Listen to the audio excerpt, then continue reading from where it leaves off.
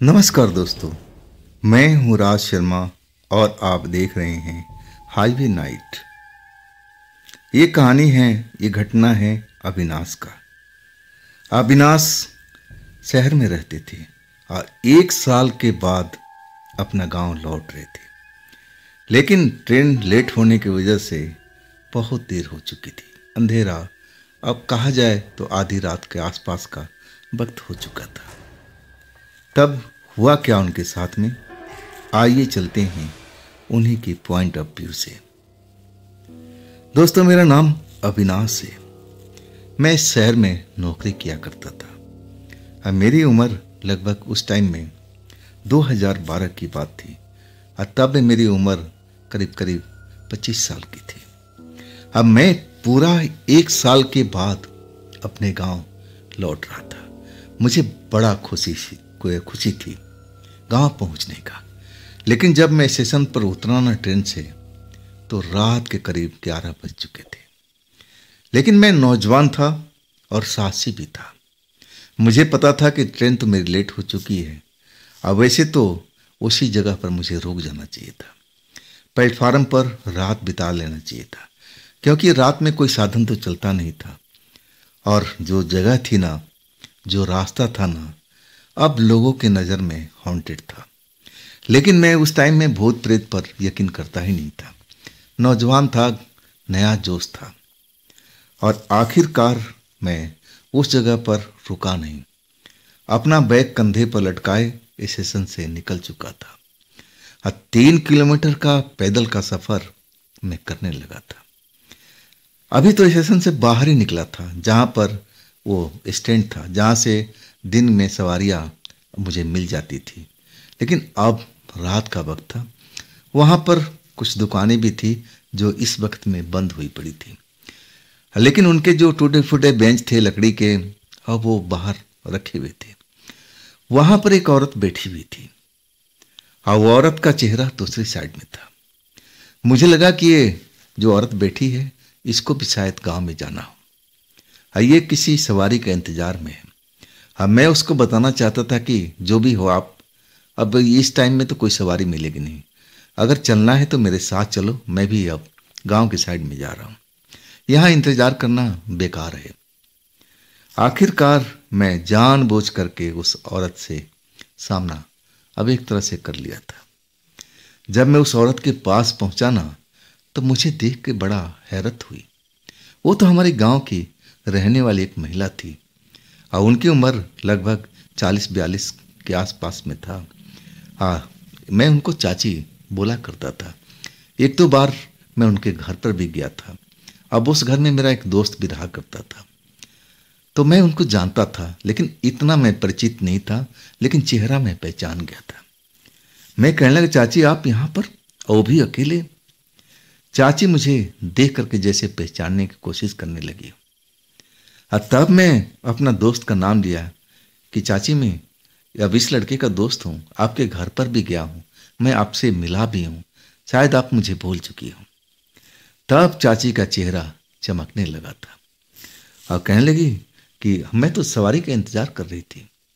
अब मैं चाची को समझाने लगा कि चाची, यहाँ पर कोई रात में सवारी नहीं मिलती, अब सवारी मिलेंगी सुबह में, और हमें तो चलना चाहिए। 3 किलोमीटर का सफ़र है, अब तो आराम से हम पार भी कर सकते हैं। अब वो चाची कहने लगी, नहीं बेटा, हमें रुकना चाहिए यहाँ पर, यहाँ इंतज़ार करना चाहिए, सवारी ज़रूर मिलेगी। मैं एक सवारी को उस साइड में जाती हुई देखी है और वो सवारी वापस ज़रूर लौटेगी। मैं भी अब उधर देखने लगा था, लेकिन मुझे ऐसी कोई सवारी दिखाई नहीं पड़ी। और मैं चाची से अब हैरानी से कहने लगा, चाची आप गलतफहमी का शिकार हैं, अब सवारी कोई नहीं मिलनी है। खैर आपकी मर्जी, आपको इंतज़ार करना है तो कीजिए, अब मैं तो अपने गांव चल रहा हूँ। लेकिन वो मुझे रोकने लगी, कहने लगी, नहीं बेटा देखो, अभी उधर जाना ठीक नहीं है। क्या तुमको मालूम नहीं है कि जो रास्ता है बीच में, जहाँ पर पानी का तालाब है और जो बगीचा है, वो जगह ठीक नहीं है। और तब मैं हंसते हुए कहने लगा कि चाची, मैं कभी अंधविश्वास में पड़ा ही नहीं, ना मैं भूत प्रेत को मानता हूँ, तो मेरे लिए तो सब मजाक वाली बात है। मैं इन चीज़ों पर कभी विश्वास करता नहीं, तो मैं क्यों डरूंगा। मैं तो चल रहा हूं। लेकिन चाची मुझे रोकती रही कि नहीं बेटा रुक जाओ, ठीक नहीं है जाना, थोड़ा सा इंतजार कर लो, एक आध घंटे, अब फिर मैं भी तुम्हारे साथ चलूंगी। लेकिन मैं कहने लगा चाची आपको इंतजार करना है तो करो, मैं तो 1 साल के बाद अपना घर आ रहा हूँ और मैं बड़ा खुश हूँ। मैं अपने परिवार को देखना चाहता हूँ, जल्द से जल्द माँ से मिलना चाहता हूँ।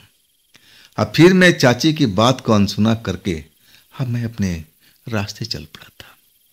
मुड़ मुड़ कर देखता जा रहा था कि चाची मेरे पीछे पीछे आ रही है कि नहीं आ रही है।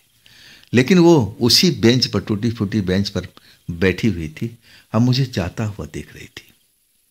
और तब तक मैं पीछे मुड़ के देखता रहा जब तक वो मुझे नजर आती रही।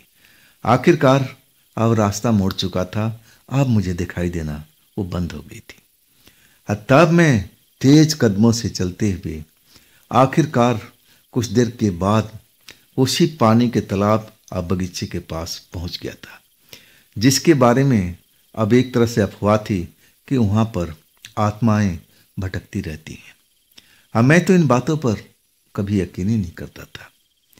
जैसे उस पानी के तालाब के पास पहुंचने लगा और तभी मुझे एक लाल रंग का अब कुत्ता, बड़ा सा कुत्ता नजर आया, जो बीच रास्ते में बैठा हुआ था।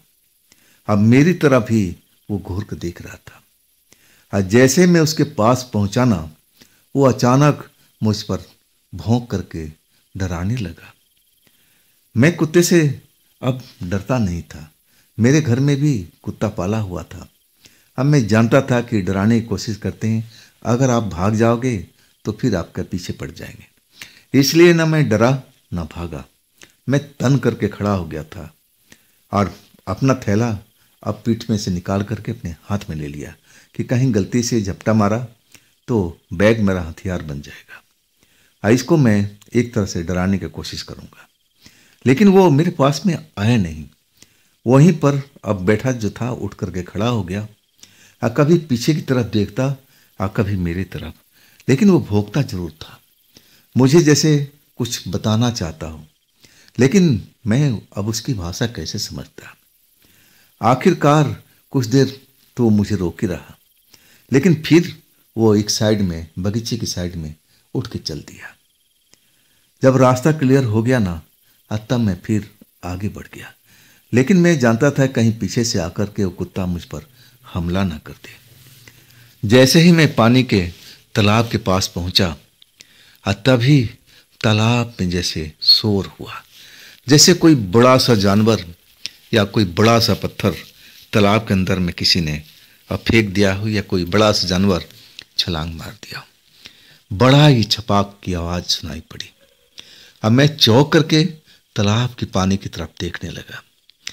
तभी मेरे कंधे पर मेरे जैसे कोई हाथ रख दिया हो। जैसे ही मुड़ता हूं ना, तो मैं देख करके हैरत में रह जाता हूं।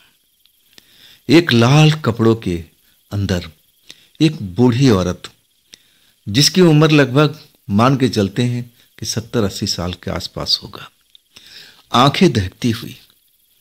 मैं एक नजर में देखा ना, तो मुझे समझ में आ गया कि ऐसा इंसान होते ही नहीं है। जो मैं भूत प्रेत को नहीं मानता ना, वो मेरी जो वो बात थी गलत साबित हुई। वो एहसास जैसे कंधे पर उसने हाथ रखा, और जब मैंने उसका चेहरा देखा, उसकी आंखें देखी, तो मुझे समझ में आ गया कि मैं गलत था। भूत प्रेत होते हैं। ये जो मेरे सामने में औरत दिखाई दे रही है, बूढ़ी औरत, ये तो भूत ही है, कोई चुड़ैल ही है। अब इसकी आंखें अंगार की तरह दहक रही है और चेहरा बड़ा ही डरावना है। जब मैं हैरान हुआ ना, जब उसकी हाथों को देखा, अब उसके हाथों की अंगुलियां बहुत लंबी थी और उसमें जो नाखून थे ना, वो भी बड़े बड़े थे। एक तेज धार वाला हथियार की तरह मुझे दिखाई दे रहे थे। अब तो वो मेरे गला को दबोचना चाहती थी, लेकिन मैं वक्त रहते अपने गले को अब छुड़ा लिया था, दूर हट चुका था। तभी वो कुत्ता जो जंगल की तरफ गया था ना, अब वो दौड़ता हुआ आ गया। अब वो उस औरत पर भौंकने लगा। उस औरत को वो ना जाने उस कुत्ते से कितना खौफ था।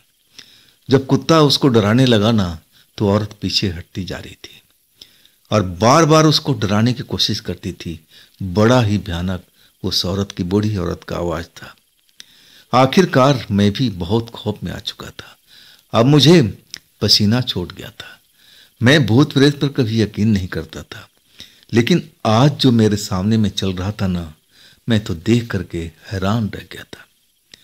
आखिरकार उस कुत्ता ने मेरी मदद किया और उस बूढ़ी औरत को अब जंगल के साइड में धकेल दिया था। अब फिर एक डरावनी सी हंसी उस औरत ने हंसी थी। अब फिर एकदम शांत हो गया था। डर के मारे मैं तो एकदम सन्न रह गया था। अब तो मेरा ये हाल हो गया था ना कि मैं भाग रहा था, ना कुछ सोच रहा था। पत्थर की मूर्ति की तरह मैं खड़ा रह गया था। और तभी वो कुत्ता मुझ पर आकर के भौंकने लगा। अब उसका मतलब मैं साफ समझ गया था कि बेटा, जितना जल्दी हो सके इस जगह से भाग जाओ। अब फिर मैंने वही किया। मैं तेज कदमों से, कहा जाए कि मैं दौड़ने लगा था और वो कुत्ता मेरे पीछे पीछे कुछ दूरी पर मेरा साथ दे रहा था।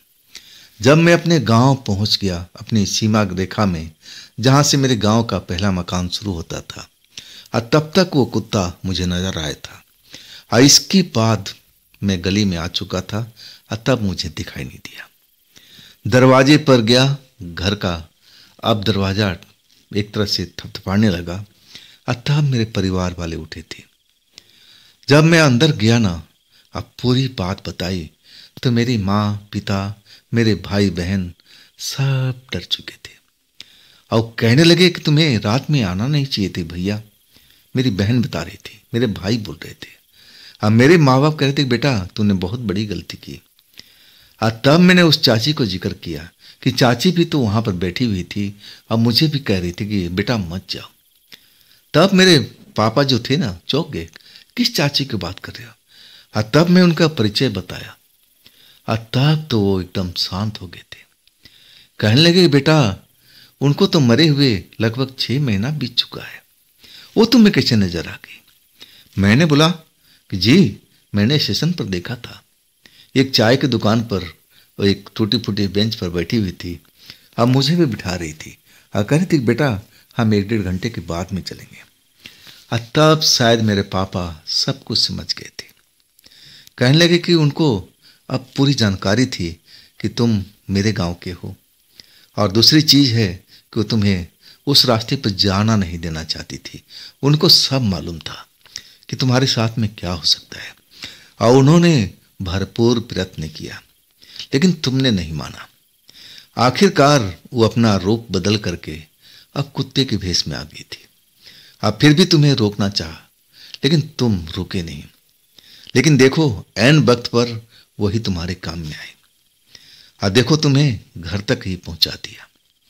और तब मैं सारा खेल समझ गया था। वो कुत्ता मुझ पर बार बार क्यों कुर्रा रहा था, जैसे कह रहा था कि तुम वापस लौट जाओ, स्टेशन की तरफ चले जाओ। लेकिन मैं समझ नहीं पाया था उस वक्त में।